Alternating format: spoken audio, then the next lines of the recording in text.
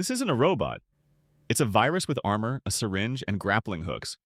Built for one job, hijack bacteria. In the microscopic world, a traveler arrives. Ah, I am Mr. Phage, free-floating in the environment, water, soil, sewage. Been everywhere. It will be now nice to collab with a stout bacteria. Just another peaceful day for binary fission. Knock, knock. May I attach? And boom, perfect docking. Perfect fit, just what I was looking for. Hey, what's this tiny structure? Why are you sticking into me? But the body stays outside, only the message goes in. What's happening? What are you injecting? This was not our collab agreement.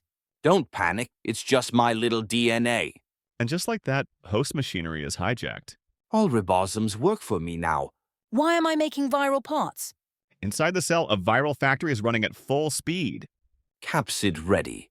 Tail attached. You never allow these tiny viruses inside. Look at me. I feel overcrowded.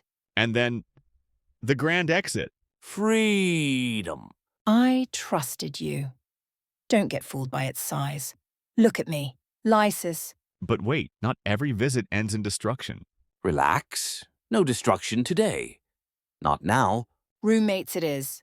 Don't fool me like you did to my mate. Life goes on, but something has changed. Enjoy your new powers.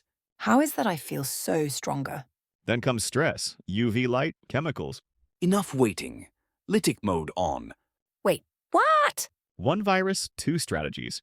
Immediate damage or delayed destruction. Your choice.